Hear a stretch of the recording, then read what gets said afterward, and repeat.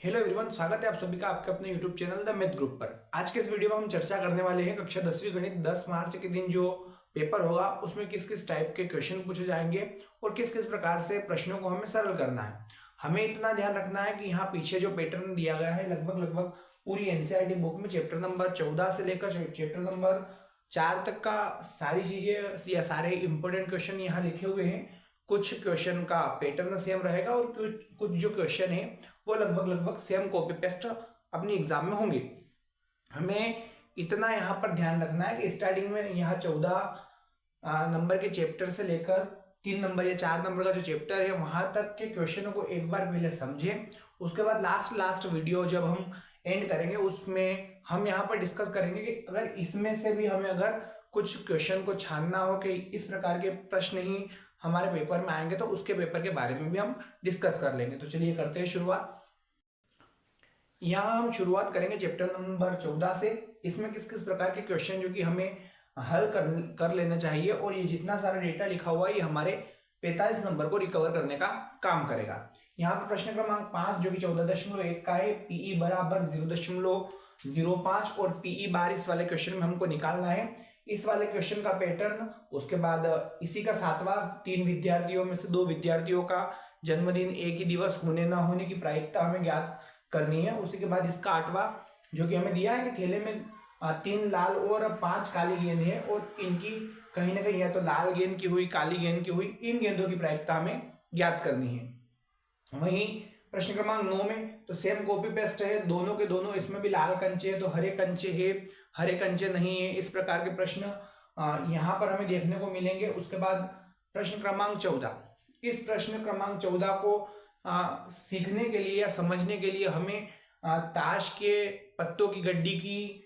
जानकारी होनी चाहिए कि उसमें किस प्रकार से लाल बादशाह होता है, हुकुम का इक्का होता है, इक्का होता है या बेगम वगैरह जो भी कंडीशन इसमें दी जाएगी उस टाइप से हमें यहाँ पर क्वेश्चन देखने को मिलेंगे। उसके बाद 16वां और 17वां लगभग दोनों एक ही जैसे हैं। एक में 12 खराब पेन है, किसी के साथ अच्छी पेनों के साथ मिला रहे हैं तो क्या प्रायिकता हो सकती है। फिर 20 बल्ब खराब है, अच्छे बल्बों के साथ मिला रहे हैं तो उसको बेचने या उसको निकालने की प्रायिकता हमें पूछी जाएगी।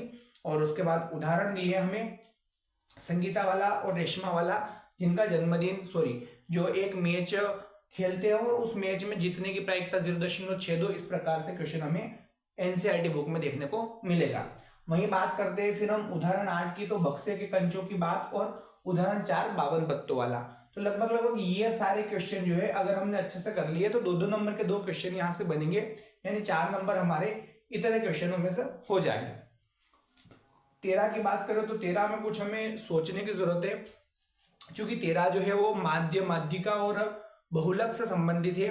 और लगभग अभी हम अगर पिछले 3 सालों के पेपर उठा के देखें तो संचय बारंबारता यानी माध्यिका जो है वो हमें परीक्षा में देखने को नहीं मिलती है। या तो एक क्वेश्चन हमें माध्यिका देखने को मिलेगा या फिर हमें उसके अथवा में बहुलक का देखने को मिलेगा। तो हम यहाँ पर इतना ध्यान रखें कि अगर माध्य छोटी डिजिट में हो रहा है, क्योंकि इसको भी हम एक प्रत्यक्ष विधि जो कि होता है x बार बराबर सिग्मा एफ आई एक्स आई बट्टे सिग्मा एफ आई, और बहुलक वाले की कंडीशन के L plus F1 minus F0 बटे 2F1 minus F0 minus F2 into H. 2 सूत्र है, इनसे बड़ी ही आसानी से सरल कर सकते हैं। अगर डिजिट बड़ी आती है, क्योंकि यहां से प्रश्न 4 नंबर का पूछा जाएगा तो हम उसका विशेष रूप से ध्यान रखें। तो इसकी प्राथमिकता देने से बेटर यह रहेगा कि हम बहुलक को बड़े ही अच्छे तरीके से सीख ले। और बहुलक किस प्रकार से ज्ञात करते हैं इसकी जानकारी है, इसको हमने पहले वीडियो बना रखा है जो कि आपको डिस्क्रिप्शन में मिल जाएगा, वहां जाके आप बड़ी ही आसानी से सीख सकते हैं कि हम बहुलक को किस प्रकार से ज्ञात कर सकते हैं। इसी के बाद अगर हम बात करें अध्याय 12 जो कि हमारा पृष्ठीय क्षेत्रफल से संबंधित है, 4 नंबर का एक क्वेश्चन इससे यानी सांख्यिकी से पूछा जाएगा और 4 नंबर का क्वेश्चन इसी पृष्ठीय क्षेत्रफल से हमें पूछा जाएगा। इसमें हमें क्या करना है, तो 12.1 के कुछ सिलेक्टेड क्वेश्चन जो कि हमने लिख रखे हैं और इन सब का लास्ट डिस्कशन हम लास्ट मतलब आखिरी वीडियो के अंत में करेंगे कि किस प्रकार से इनमें से भी अगर हमको छानना हो तो हम क्या क्या करें और क्या ना करें। यहाँ पर दिया है 12.1 का 2 घनों वाला जो कि पहला ही प्रश्न है, 64 सेंटीमीटर क्यूब है, प्रत्येक घन को जोड़कर 2 घना बनाया जाता है, वो वाली कंडीशन है। फिर बर्तन और अर्धगोला और एक शंकु होगा, उससे हमें बर्तन बनाना है। यहाँ पर शंकु और अर्धगोला या बेलन होगा, उससे हमें खिलौना बनाना है। और छठा प्रश्न है दवा का कैप्सूल, जो कि पिछली एग्जाम बोर्ड एग्जाम में आया था वो वाला। और उसके बाद 9वां क्वेश्चन है लकड़ी का ठोस बेलन। ये पहला, दूसरा, तीसरा, छठा और 9वां ये क्वेश्चन 12.1 के हो गए। उसके जस्ट बाद उदाहरण 6 जूस की धारिता, जो कि वास्तविक धारिता और आभासी धारिता है। यह प्रश्न कुछ इस प्रकार से हमें देखने को मिलेगा 12 के जस्ट बाद और 12.2 के जस्ट पहले। और इसमें कंडीशन ये दी गई होगी, इसमें एक अर्धगोला हम रख रहे हैं तो गिलास की धारिता में क्या प्रभाव हमें देखने को मिलता है। 12.2 की बात करें हम तो पहला प्रश्न जिसमें पाई के पदों में मान को ज्ञात करना है, ये आयतन वाले क्वेश्चन है। इसी का चौथा एक कलमदान वाला है। हाँ, वैसी कंडीशन में क्या होगा तो हम कह सकते हैं कि यहाँ पर हमें कहीं ना कहीं एक पेन रखने के लिए कलमदान दिया जाएगा और उस कलमदान में हमें पेन को रखना है और जितना भाग हमने काटा है उसका आयतन हमें ज्ञात करना है। और छठा क्वेश्चन है हमें ऊंचाई 220 सेंटीमीटर वाला, ऐसे दो बेलन है एक दूसरे के ऊपर रखकर लोह स्तंभ बना रहे हैं और 1 ग्राम के लिए आयतन वगैरह वगैरह इसमें दिया जाएगा। हम आ जाते हैं व्रतों से संबंधित क्षेत्रफल पर।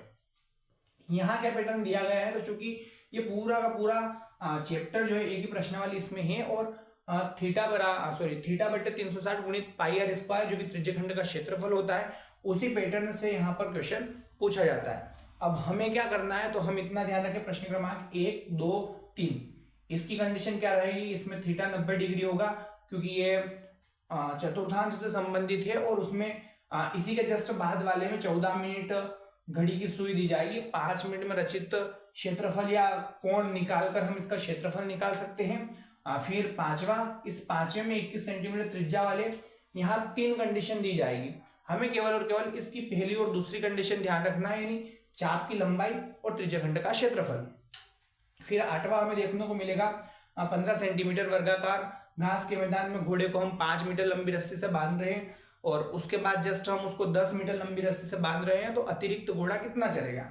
उसी के जस्ट बाद वाली बात करें अपन तो कहीं ना कहीं छतरी वाला क्वेश्चन जो कि प्रश्न क्रमांक 10 है एनसीईआरटी का और 11वां क्वेश्चन कार वाला है और 12वां क्वेश्चन जहाज वाला है। और इसके बाद एक उदाहरण दिया है शायद 4 सेंटीमीटर वाला, उसकी भी प्रैक्टिस हम त्रिज्यखंड के क्षेत्रफल से कर ले।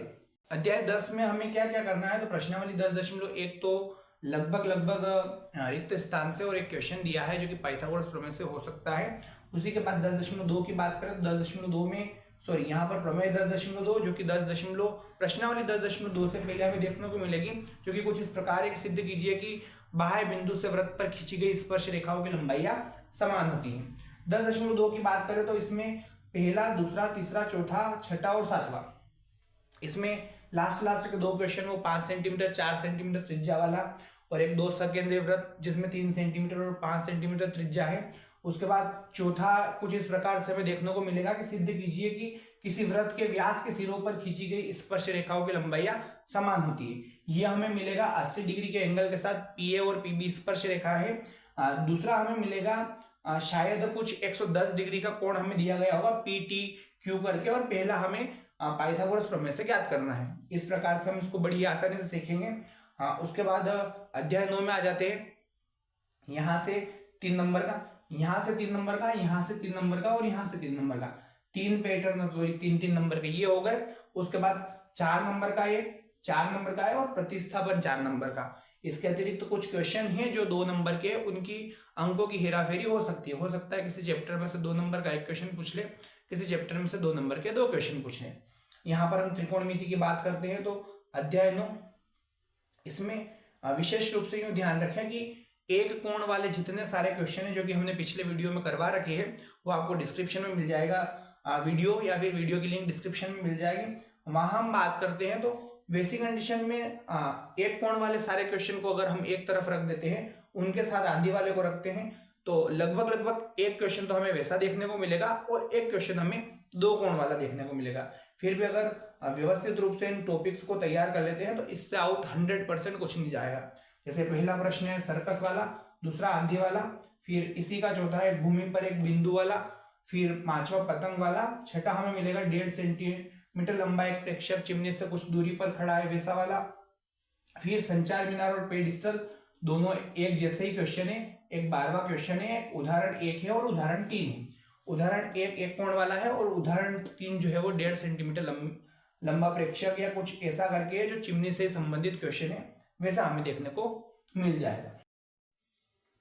उसके बाद हम बात करें त्रिकोणमिति की, तो अध्याय 8.1 इसमें क्या क्या हो सकता है। तो 8.1 की 3-4 कंडीशन है। एक तो प्रश्न क्रमांक 1, फिर प्रश्न क्रमांक 3, 4, 5 और 7 लगभग एक ही पैटर्न है। पाइथागोरस प्रमेय लगाकर हमें कुछ मान निकालने हैं। और उसके जस्ट बाद 8.2 का पहला क्वेश्चन यानी पहला, दूसरा और पांचवा।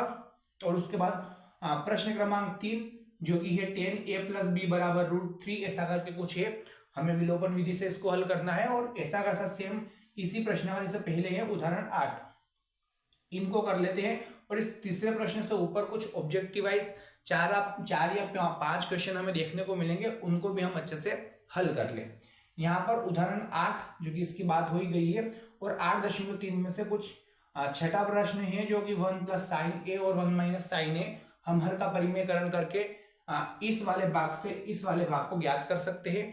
ये वाला क्वेश्चन अच्छे से कर ले। उसके बाद अगर हम आ जाए 7 पार्ट में जो कि दिया है निर्देशांक ज्यामिति, इसमें क्या करना है। तो प्रश्नावली 7.1 की हम बात कर लेते हैं। तो प्रश्न क्रमांक 1, इसमें 3 क्वेश्चन देखने को मिलेंगे जो कि शायद दूरी सूत्र से संबंधित ही है। दूसरा प्रश्न 0 0 36 15 वाला दूरी सूत्र से। फिर 7वां जो कि x अक्ष से समदूरस्थ बिंदु 8वां 10y मात्रक y का मान निकालना है हमें। और उदाहरण 5 जो कि y अक्ष पर कुछ निर्देशांक है उसके हमें मान ज्ञात करना है। 7.2 की बात करें तो प्रश्न क्रमांक 1 जो कि विभाजन सूत्र है। प्रश्न क्रमांक 2 भी सेम कॉपी पेस्ट है। ये लगभग सारे क्वेश्चन विभाजन सूत्र की है, बस कुछ कंडीशन चेंज हो रखी है कि ये सम त्रिभाजित वाला है। ये केवल और केवल अनुपात यानी m1 m2 के मान दिए गए होंगे अनुपात में, वो वाला क्वेश्चन है। एक प्रश्न क्रमांक 4 और एक प्रश्न क्रमांक 7। त्रिभुज में आ जाते हैं, त्रिभुज की चर्चा करते हैं। तो सबसे पहला काम हमारा रहेगा समरूपता की शर्त। इस टॉपिक पे हम व्यवस्थित रूप से चर्चा कर लेते हैं क्योंकि 6.2 से हमें लगभग पिछले 3 सालों से यही चीज देखने को मिल रही है, पहला और दूसरा क्वेश्चन।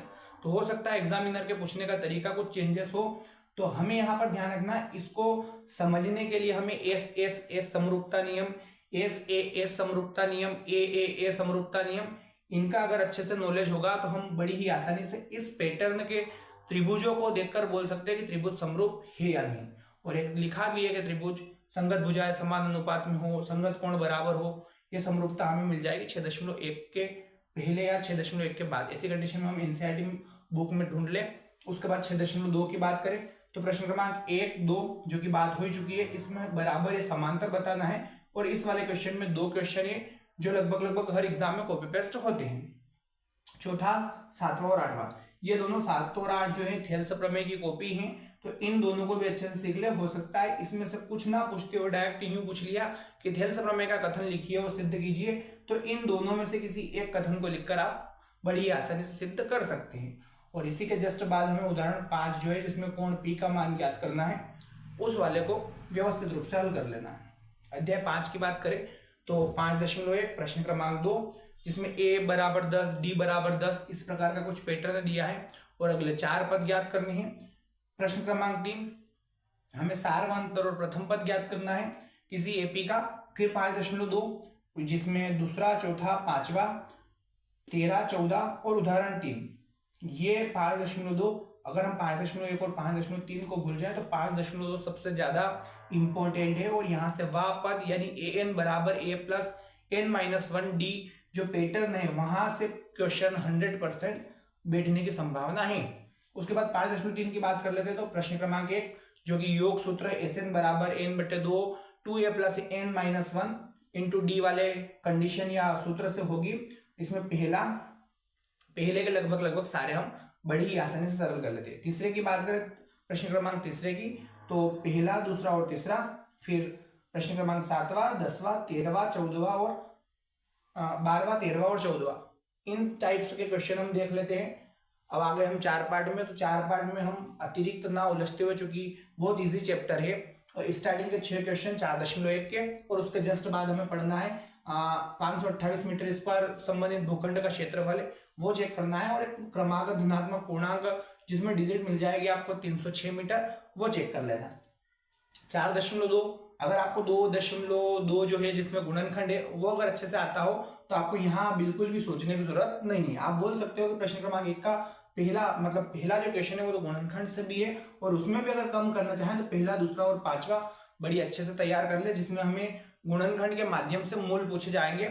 और प्रश्न क्रमांक 3 जो कि क्या है, तो सॉरी, प्रश्न क्रमांक 3 और 4, 4.2 के, इनको भी हम तैयार कर ले, और 4.3 का प्रश्न क्रमांक 2। इन सारी चीजों में भी अगर कुछ खास हम निकालना चाहें तो हम बात यूं कर सकते हैं कि हमें यूं ध्यान रखना है किस किस पैटर्न का क्वेश्चन लगभग हमें देखने को मिलता है। यहाँ विशेष रूप से ध्यान रखें, ये जो सूत्र है जिसमें PE + PE नॉट = 1, इससे 100% एक क्वेश्चन आएगा, यानी कुछ न कुछ हमें घटाना है, चाहे भले वो आंकिक रूप से हो, यहाँ संख्या चेंज हो, वगैरह वगैरह।